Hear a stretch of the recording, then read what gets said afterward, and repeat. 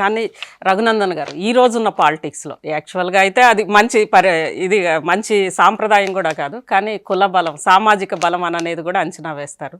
ఆ రకంగా చూసిన అంత అంటే నెంబర్గా అంత ఎక్కువ మంది ఉండే సామాజిక వర్గం కాదు కదా మీది. దాంతోపాటు కేసీఆర్ గారి సామాజిక వర్గం, అది మీకు మైనస్ కాదంటారు? సో అజిత గారు భారతీయ జనతా పార్టీలో కులాల ప్రస్తావన అంటూ దాదాపు అయితే నేను చూస్తున్నా, నాకు బుద్ధి వచ్చి నేను చూస్తున్నప్పటి నుంచి ఎప్పుడు కనబడుతుంది. ఈ మధ్యలో కొంత మీడియాలో స్పెక్యులేషన్స్, ఎదురున్న వాళ్ళని తక్కువ చేసి చూపెట్టడానికి కొంతమంది మిత్రులు వాడుతున్నటువంటి పదాలుగా వీటిని చూడాలి తప్ప ఎక్కడ కూడా అట్లా ఉంటుందని నేను అనుకోను. ఒక రాష్ట్రంలో జాట్లు ఎక్కువ ఉన్నారు కాబట్టి జాట్లను ముఖ్యమంత్రి చేయాలి, ఒక రాష్ట్రంలో ఒకరు ఎక్కువ ఉన్నారు కాబట్టి ఒకరు చేయాలి, అట్లా ఎక్కడ కూడా చేయట్లేదు భారతీయ జనతా పార్టీ. ఉదాహరణకు ఒడిశాలో మేము అధికారంలోకి వచ్చాం, ఒక ట్రైబ్ని, ఒక గిరిజన బిడ్డను ఇక్కడ ముఖ్యమంత్రిని చేసినారు. మధ్యప్రదేశ్లో మేము అధికారంలోకి వచ్చినాం, ఒక బీసీ బిడ్డను ముఖ్యమంత్రిని చేసినాం. రాజస్థాన్లో అధికారంలోకి వచ్చాం, మొదటిసారి గెలిచిన ఎమ్మెల్యే అగ్రకులాలకు సంబంధించినటువంటి ఒక ఎమ్మెల్యే గారికి ఇచ్చినారు.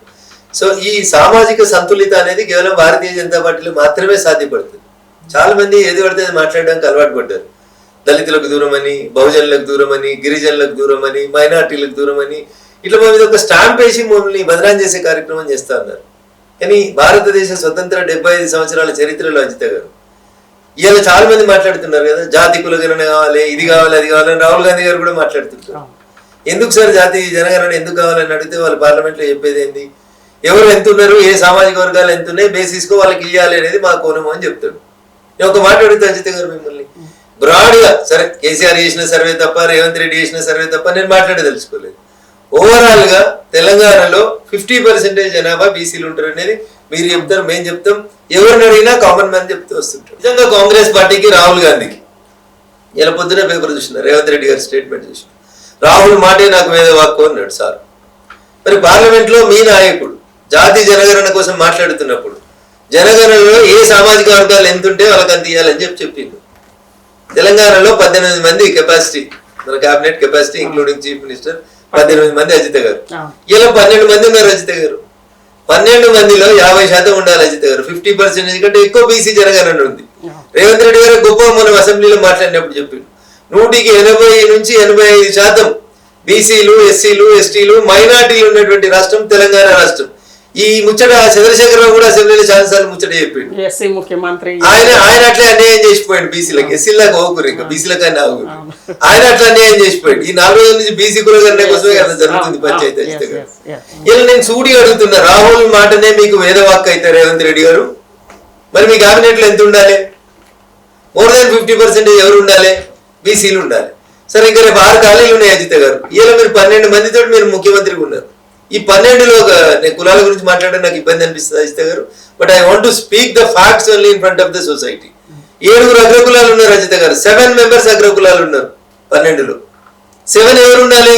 బీసీలు ఉండాల్సిన చోట అగ్రకులాలు ఉన్నాయి మేడం.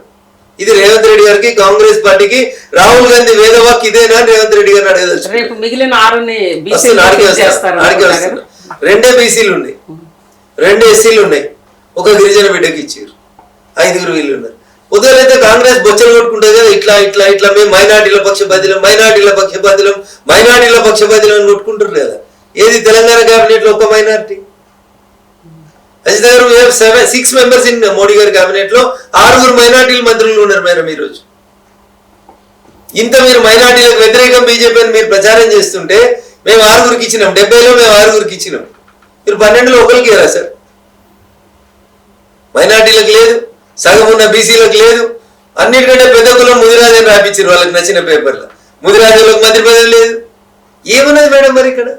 ఏడుంది మీ సామాజిక సంతులిత? మైనార్టీని పక్కకు పెట్టారు. అన్నిటికంటే పెద్ద కులం ఈ రాష్ట్రంలో ముదిరాజు అన్నారు, వాళ్ళకు ఒకరికి మంత్రి పదవి లేదు. అగ్రకులాలకు 7 ఇచ్చారు. మీకు ధర్మ సందేహం వచ్చింది. 6 ఖాళీ ఉన్నాయి కదా సార్, రేపు 6 బీసీలకు ఇస్తుండొచ్చారు. 18 అయితే అప్పుడు 18లో 55, 56 అని చెప్పిండు రేవంత్ రెడ్డి గారు అసెంబ్లీలో. బీసీల జనాభా 56 అని చెప్పుకుంటూ వచ్చారు. అంటే మోర్ దాన్ 50% ఉండాలి. పోనీ సగం ఇయ్యాలన్నా గానీ 18లో సగం ఎన్ని అయితే ఇస్తారు? 9 ఇస్తారు. ఇప్పుడు ఉన్న వాళ్ళు ఎంతమంది? 2. రేపు ఇచ్చేయని ఖాళీగా ఉన్నాయని 6 బీసీలకు ఇస్తే కూడా 8 అవుతారు. నాట్ ఈవెన్ 45% అవుతున్నారు. ఎట్లా మాట్లాడతారు అజిత గారు? మోడీ గారి కేబినెట్ లో 70 మంది కేబినెట్లు ఉంటే 27 మంది బీసీ మంత్రులు ఉన్నారు తల్లి. ఈ రోజు కానీ ఇక్కడ 60% మోడీ గారి కేబినెట్ లో 60 to 70% బీసీలు, ఎస్సీలు, ఎస్టీలు, మైనారిటీలు, మహిళల్ని కూడా తీసుకొచ్చి పెట్టినాం మేము అందులోపల కేబినెట్ లో. More than up to 70% Modi గారి కేబినెట్, కేంద్ర కేబినెట్ 3 టర్ములు తీసుకొని రాండి మీరు. మోడీ గారు మొదటి ప్రధాని, రెండో ప్రధాని, మూడోసారి ప్రధాని ఉన్న టర్ములలో కూడా లెక్కలేసి కులాల గణన చేయండి. కానీ ఇప్పుడు రేవంత్ రెడ్డి గారు మొన్ననే మాట్లాడతా కులగణనకు సంబంధించి ఒకవేళ అధిష్టానం చెప్తే బీసీలు ఎక్కువ మంది ఉన్నారు కాబట్టి బీసీని ముఖ్యమంత్రిని చేస్తామంటే కూడా సంతోషంగా ఒప్పుకుంటానని చెప్పారు కదా. ఇప్పుడు నోరుతో మాట్లాడడం, నొసలతో ఎక్కిరించడం అని దీన్నే అంటారు. రాహుల్ గాంధీ వద్దంటుండే అయితే బీసీలకు అధికారం అంటే వాళ్ళు చెప్పి రాహుల్ గాంధీ వద్దంటు. నేను మిమ్మల్ని అడగదలుచుకున్నా అజిత గారు మీ ద్వారా, అంటే రేవంత్ రెడ్డి గారు మోర్ దెన్ 50% బీసీలు ఉన్న ఈ రాష్ట్రంలో మీరు ముఖ్యమంత్రి ఉండండి అని రాహుల్ గాంధీ గారు చెప్పిండ్రు నేను ఉంటున్నా అంటున్నాడు రేవంత్ రెడ్డి. అంతే కదా ఇప్పుడు మీరు కులగణన తర్వాత సారాంశం అదే కదా. నిన్న ఢిల్లీకి పిలిపించినారు అన్నారు, మరి బీసీ ముఖ్యమంత్రి చేస్తామని చెప్పి రేవంత్ రెడ్డి గారికి. ఈ will continue with 7 cabinets forward cost. నాకు అగ్రకులాల మీద వ్యతిరేకత లేదు, కానీ మీరు మాట్లాడే మాటలకి మీరు చేస్తున్న చేతలకి మధ్య ఉన్న పోలికను మీరు గమనించమని ప్రజలకు నేను అప్పీల్ చేస్తాను. ఇక్కడ రేవంత్ రెడ్డి ఈ మధ్య చెప్పారు కదా, ఆధారాలతో సహా చూపించారు. బీసీ కావడం కోసం మొత్తం తన కులాన్నే తీసుకొచ్చి, ఓసీలో ఉన్న కులాన్ని తీసుకొచ్చి బీసీ చేశారు నరేంద్ర మోడీ బీసీ అని చెప్పుకోవడం కోసం అని చెప్పారు. ఇది అన్యాయం కదా. ఇది రేవంత్ రెడ్డి గారికి మరి రాసిచ్చిన మిత్రులు ఎవరు కానీ తప్పు రాసిచ్చిన. 1994లో గుజరాత్ లో కాంగ్రెస్ ముఖ్యమంత్రి ఉన్నప్పుడు, గుజరాత్ రాష్ట్రాన్ని కాంగ్రెస్ పార్టీ పాలిస్తున్న రోజు నరేంద్ర మోడీ గారి కాస్ట్ ని 1994లో ఆ రాష్ట్రంలో బీసీలుగా ప్రకటించారు. 1994 రజిత గారు నిన్న రాత్రి ఆంధ్రజ్యోతికి ఇచ్చినటువంటి ఇంటర్వ్యూలో ఆయన చెప్తాడు, మొత్తానికైతే కులం మారింది కదా అంటాడు ఆయన. కులం మారింది అజిత గారు. మనిషికి అవకాశం లేదు ఒకటే ఒకటి కులం. మీరు పుట్టే కంటే ముందు దేవుడు మీకు ఫోన్ చేసి నువ్వు ఏ కులంలో పుడతావు అజిత గారు అంటే మీరు మీ ఇష్టం ఉన్న కులాన్ని ఎంచుకోవడానికి అవకాశం ఉంటుంది. మనిషికి అవకాశం లేని కులం ఒకటే. ఆ కులాన్ని కూడా రేవంత్ రెడ్డి గారు రాజకీయాలకు వాడుకుంటూ వచ్చినాడు. మరి చెప్పిన మాట తప్ప. ఆయన ముఖ్యమంత్రి అయినాక కులం మార్చిండి అని చెప్పిన మాట తప్ప. వారు ముఖ్యమంత్రి అయింది 2001 తర్వాత. 1994లో కాంగ్రెస్ ముఖ్యమంత్రి ఉన్నప్పుడు, వారి పేరు సడన్ గుర్తుకొస్తలేదు మీరు అడిగితే, M తోటి స్టార్ట్ అవుతుంది. వారు ముఖ్యమంత్రి ఉన్నప్పుడు 1994లో గుజరాత్ ని కాంగ్రెస్ రాష్ట్రం పరిపాలిస్తున్నప్పుడు, ఇప్పుడు అంటే మన రాష్ట్రంలో రాజశేఖర రెడ్డి గారు బతుకున్నప్పుడు, రాజశేఖర రెడ్డి గారు ముఖ్యమంత్రి అయినప్పుడు అజిత గారు మీకు గుర్తుండాలి, ఈ రాష్ట్రంలో వీరశైవ లింగాయత్ క్యాస్ట్ ఫార్వర్డ్ క్యాస్ట్ ఉండేది. దాన్ని రాజశేఖర రెడ్డి గారు ముఖ్యమంత్రి అయిన తర్వాత దాన్ని బీసీలకు తీసుకొచ్చారు. మరి మేము తప్పుపడుతున్నామా దాన్ని? అంటే అప్పుడు ఉన్నటువంటి ముఖ్యమంత్రులు, అప్పుడు ఉన్నటువంటి పాలనలు, అప్పుడు ఉన్నటువంటి ప్రజల అవసరాలను బట్టి కులాలను కొన్ని ఇటు మార్చినారు అటు మార్చినారు. ఇప్పుడు ఒక డిమాండ్ ఉంది రాష్ట్రంలో. చాకలి కమ్యూనిటీ సోదరులు మమ్మల్ని ఎస్సీ కూడా కిందికి తీసుకురండి అని అడుగుతున్నారు చాలా కాలం నుంచి. అట్లే ముదిరాజులు కూడా ఇప్పుడు ఉన్నటువంటి బీసీ డీలోంచి తీసి మమ్మల్ని బీసీ ఏలో ఏంటో అని అడుగుతున్నారు. రేపు రేవంత్ రెడ్డి గారు మార్చిండ్రు అనుకోరు ఈ కులాలన్నింటినీ, దానికి ఎవరు బాధ్యులు అవుతారు? ప్రజల చేత ఎన్నుకోబడినటువంటి ప్రభుత్వం ప్రజల అవసరాల రీత్యా, ప్రజల డిమాండ్ రీత్యా కొన్ని కులాలని కొన్నిసార్లు మారుస్తుంటారు తల్లి. అంతెందుకు తల్లి, దేశంలో ఒక పెద్ద కులం ఉంటుంది, 12 కోట్ల మందితో ఉంటారు. కాశ్మీర్ నుంచి కన్యాకుమారి దాకా ఉంటారు. కొన్ని చోట్ల వాళ్ళని లంబాడా అంటారు, కొన్ని చోట్ల వంజారా అంటారు, కొన్ని దగ్గర బంజారా అంటారు. కానీ అన్ని రకాలైనటువంటి రాష్ట్రాలలో ఉంటారు. కొన్ని రాష్ట్రాలలో వాళ్ళు బీసీలు, కొన్ని రాష్ట్రాలలో వాళ్ళు ఎస్సీలు, కొన్ని రాష్ట్రాలలో వాళ్ళు ఎస్టీలు. సో అక్కడ ఉన్నటువంటి ప్రభుత్వాలు ఆయా రాష్ట్రాల జనాభా రీత్యా, అవసరాల రీత్యా కులాలు మార్చినాయి. కమింగ్ టు ద మోడీ గారి కాస్ట్, 1994లో కాంగ్రెస్ ముఖ్యమంత్రి గారు దాన్ని బీసీగా మార్చింది. 1999లో భారత ప్రభుత్వం ఒక గెజిట్ ఇచ్చింది. గెజిట్ ఇచ్చి దాన్ని ఓబీసీ లిస్ట్ లోపల చేర్చినారు. సో అప్పటిదాకా నరేంద్ర మోడీ గారు ఎమ్మెల్యే కాదు, ఎంపీ కాదు, ముఖ్యమంత్రి కాదు. నరేంద్ర మోడీ గారు వారి కోసం వారు మార్చుకున్నది కాదు. మళ్ళీ చెప్తా ఉన్నా, భగవంతుడు ఎవరికన్నా ఫోన్ చేసి నువ్వు ఏ కులంలో పుడతారో వారి అంటే అప్పుడు ఆప్షన్ ఉంటుంది. ఆప్షన్ లేని కులాన్ని తీసుకొని వచ్చి రఘునందన్ రావు వెల్మోడు కాబట్టి నేను తిడతా అంటే తిట్టు, నేనేం చేయగలుగుతాను? నన్ను ఎవరైనా దత్తత తీసుకుంటా అంటే నేను కూడా ఇప్పుడు దత్తత పోవడానికి రెడీగా ఉన్నాను కదా. మరి ఎందుకు వెలమలో ఉంటే అవకాశాలు తక్కువ ఉన్నాయి? నేను అట్లా అంటలేను తల్లి. ఇప్పుడు ఎవరికి ఛాయిస్ ఉంటుంది చెప్పండి? ఛాయిస్ లేనిది మనం పుట్టుక. మన కులం అనేది మనకు ఛాన్స్ లేనటువంటి అంశం, చాయిస్ లేనటువంటి అంశం. దాన్ని తీసుకొని వచ్చి నువ్వు ఈ కులంలో ఉంటే కాబట్టి తిడతా, నువ్వు ఆ కులంలో ఉంటే కాబట్టి తిడతా అనేది రేవంత్ రెడ్డి గారికి తగదు. అది ఎస్, నువ్వు అటెన్షన్ డైవర్షన్ కోసం మోడీ గారి కులం గురించి మాట్లాడు. నిన్న మాట్లాడుతూ అంటారు వారు, అరే కులం మారింది అనేది కరెక్టే కదా, ఎవరు మార్చిండ్రు అంటున్నావు? మోడీ గారు వచ్చి దరఖాస్తు పెట్టుకుని కులం మార్చమని అడిగినరా? మార్చింది మీ ముఖ్యమంత్రి. ఓబీసీ లిస్ట్ లో పెట్టింది 1999లో. గవర్నమెంట్, భారత ప్రభుత్వం గెజిట్ ఇచ్చింది.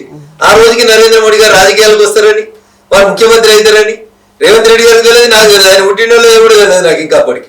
అప్పుడెప్పుడో 94లో జరిగిపోయిన పంచాయతీలు ఇవన్నీ. వాటి గురించి తీసుకొని వచ్చి ఇప్పుడు కులం మారింది అని అడుగుతారు రజిత గారు. నేను ఒక ప్రశ్న అడుగుతా మిమ్మల్ని, మీరు ఏమనుకోకపోతే. మరి పుట్టుకతోటి మోడీ కులం బీసీ కాదంటున్నావు కదా, నేను అడగవచ్చా? అడగడుగుతా, నాకు సంస్కారం అడ్డం వస్తుంది కానీ but I want to put it before the society. Discussion జరగాలి కాబట్టి అడుగుతున్నా అజిత గారు. మరి ఈ భారతదేశంలో పుట్టిందా సోనియా గాంధీ? పుట్టుకతోటి సోనియా గాంధీ భారతీయురాలా? అప్పుడు మరి ఇటలీకి వచ్చిన సోనియమ్మ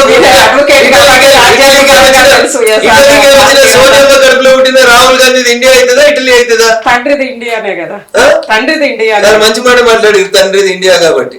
మరి రాహుల్ గాంధీ ఇలా కులం ఏందనే ప్రశ్న వస్తుంది పార్లమెంట్ లో. జాతి జనగణన ఏమంటున్నావు కదా, నీది ఏ కులం అని అడుగుతున్నారు, నీది ఏ మతం అని అడుగుతుంది ఇలా సమాజం. అడగాలి వద్దా? మీరు నాదికి ఒక ఏళ్ళు చూపెట్టి ఇట్లా అంటున్నప్పుడు అజిత గారు ఇంకో 4 ఏళ్ళు నాదికే ఉంటున్నాయి. అది మర్చిపోతున్నారు రాహుల్ గాంధీ గారు, రేవంత్ రెడ్డి గారు. ఇప్పుడు మేము అడుగుతాం రేపటి నుంచి. ఇక్కడ ఒక్కటి మీరు పంచాయతీ మొదలు పెట్టిన కాబట్టి అజిత గారు రేపటి నుంచి మేము అడుగుతాం. నువ్వు ఇందిరాగాంధీకి ముని మనుమనివి లేదా మనుమనివి. ఇందిరాగాంధీ ఎవరిని పెళ్లి చేసుకుంది? పార్సీ. ఫిరోజ్ ఖాన్ అనేటువంటి ఒక ముస్లిం పెళ్లి చేసుకున్నది. సో ఎవరు మీరు ఇందాక ఏమన్నారు, నాన్న కులం వస్తుంది అని చెప్పారు. రాహుల్ గాంధీది భారతదేశం అని నేను అడిగితే మీరేమన్నారు, వాళ్ళ నాన్న రాజీవ్ గాంధీది భారతదేశం కాబట్టి ఆయన ఇదే దేశం అంటున్నారు. తల్లిది ఇటలీ, తల్లిది రాదు అన్నారు. మరి గాంధీ ఎడికేలు వచ్చిండు, ఇందిరా గాంధీ ఎడికేలు అయింది. అసలు ఫిరోజ్ ఖాన్ ఇందిరాగాంధీ పెళ్లి ఫస్ట్ ఎక్కడ అయింది? ఇంగ్లాండ్ లో అయింది. అది తర్వాత వాళ్ళిద్దరు ఈ దేశానికి వచ్చి మళ్ళీ హిందూ సాంప్రదాయం ప్రకారం పెళ్లి చేసుకుంది. మరి తండ్రి కులమే తండ్రి మతమే వర్తించేది ఉంటే రాహుల్ గాంధీ ముస్లిం అవుతారు, ముస్లిం గారంటే పార్సీ అవుతారు. టాటా బిర్లా నేను కులాల జోలికి ఊదలుచుకోలేదు. కాబట్టి మీరు again and again Revanth Reddy గారు ఇన్వోక్ చేస్తా ఉన్నాడు అదే సబ్జెక్ట్ కాబట్టి మీరు మమ్మల్ని 4 మాటలని మమ్మల్ని ఒకటి కూడా మాట్లాడొద్దంటే ఎట్లా అజిత గారు? మాట్లాడాల్సి వస్తుందా రాదా? కానీ ఇక్కడ అంటే కాంగ్రెస్ మోడీ క్యాస్ట్ ని మార్చింది అంతే కదా, కాంగ్రెస్ హయాంలో మారింది మోడీ క్యాస్ట్. కాస్ట్ లో ఒకరు మార్చడు కాదు, అప్పుడున్న ప్రభుత్వాలు. రాజశేఖర రెడ్డి గారు నేను చెప్పినాను మిమ్మల్ని, మన కళ్ళ ముంగట జరిగింది. లింగాయతులు అగ్రకులాలలో ఉండేవారు, బీసీలకు తీసుకొచ్చారు. రాజశేఖర రెడ్డి గారిని తిడదామా ఇప్పుడు పొగుడుదామా? అప్పుడు ఆ సమాజం నుంచి ఉన్నటువంటి డిమాండ్ ని బట్టి, ఈ రాష్ట్రంలో ఆ కులాలకు ఉన్నటువంటి స్ట్రెంత్ ని బట్టి అప్పుడు రాష్ట్ర ముఖ్యమంత్రి గారు వారు ఒక విధానపరమైనటువంటి నిర్ణయం తీసుకున్నారు. మరి దాన్ని ఏమంటారు? ఇప్పుడు బంజారాలు దేశంలో 12 కోట్ల మంది ఉన్న గిరిజనులలో లంబాడాలు, కొన్ని రాష్ట్రాల్లో బీసీలు ఉన్నారు. అజిత గారు మీకు కావాలంటే స్టేట్ పంపిస్తాను, లిస్ట్ పంపిస్తాను. మహారాష్ట్రలో బీసీలు, కొన్ని రాష్ట్రాల్లో ఎస్సీలు, మన రాష్ట్రంలో ఎస్టీలు. ఆదిలాబాద్ జిల్లాలో ఒక ఎమ్మెల్యే గారు గెలిస్తే మహారాష్ట్ర అమ్మాయి తెలంగాణ అతన్ని పెళ్లి చేసుకుంటే ఆదిలాబాద్ జిల్లాలో ఆమె ఎస్టీ కోటా కింద పోటీ చేసింది. కాదు నువ్వు బీసీ అని హైకోర్టులో పిటిషన్ నడిచింది కదా అజిత గారు. ఇవన్నీ మన కళ్ళ ముందున్న విషయాలు. రఘునందన్ రావు కొత్త కల్పించి చెప్తలేడు. మీరు ఆ కులాలనే వ్యక్తిగతమైనటువంటి దూషణ అనేది ఒక ముఖ్యమంత్రి స్థాయిలో ఉన్న వ్యక్తికి తగదు.